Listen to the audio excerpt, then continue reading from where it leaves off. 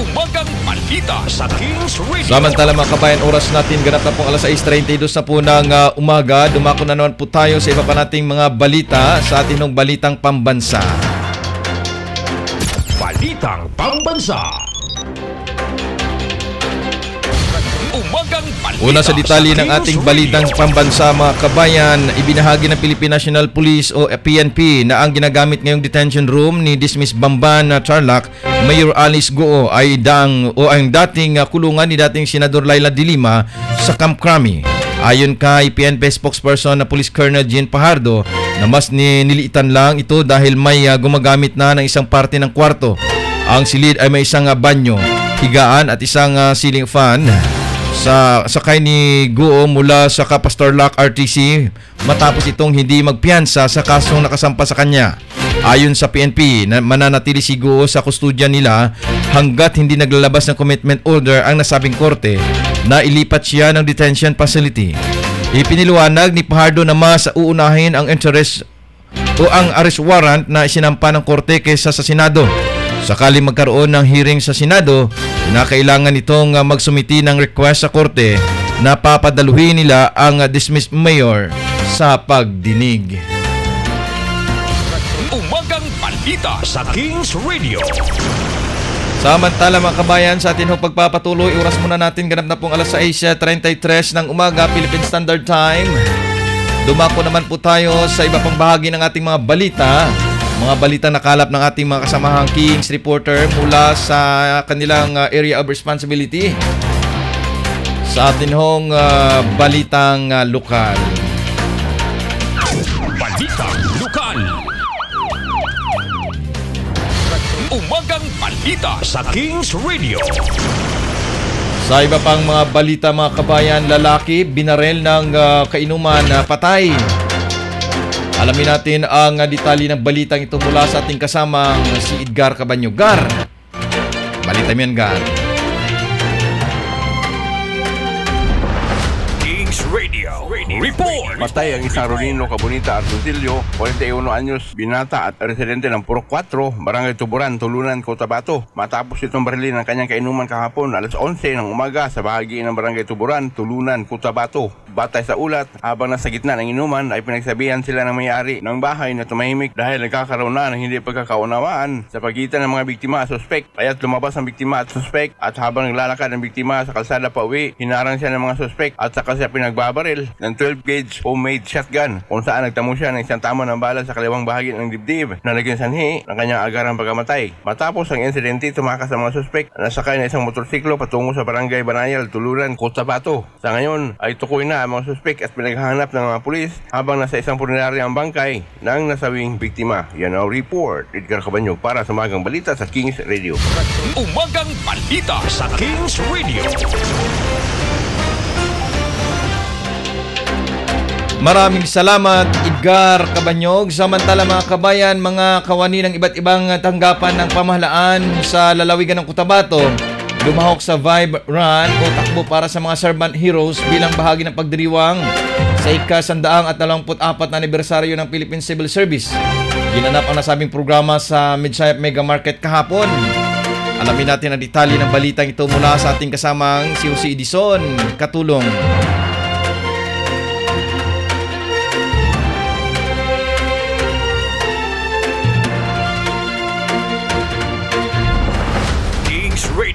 Report. Mga kawani ng gobyerno sa buong probinsya ng Cotabato, nakilahok sa masaya at makulay na Vibe Run takbo para sa mga servant heroes. Mahigit 700 na kawani ng gobyerno mula sa iba't ibang tanggapan sa probinsya ng Cotabato ang aktibong nakilahok sa masaya at makulay na Vibe Run takbo para sa mga servant heroes bilang bahagi ng kick-off program ng Civil Service Commission sa pagdiriwang na ika-124 na anibersaryo ng Philippine Civil Service. Bago simulan ang 3 kilometrong fun run, nagkaroon muna ng Zumba na pinangunahan ng Z-Angels upang mabigay sigla sa mga tatakbo. Matapos ang takbuhan, nagkaroon ng maikling programa kung saan ipinahayag ni Mayor Rolio de Masakdalan ang kanyang taos-pusong pagkilala at pagsaludo sa mga kawani ng gobyerno. Formal namang idineklara ni Civil Service Commission Region 12 Director 4 Grace Belgado Sakit monitor ang opisyal na pagbubukas ng nasabing selebrasyon. Sa huling bahagi ng programa, itinanghal ang mga nagwagi sa biggest delegates, Mr. and Miss Zumba Vibes at Mr. and Miss Trendy Vibe Run Attire. Nakatanggap din ng medalya at premyo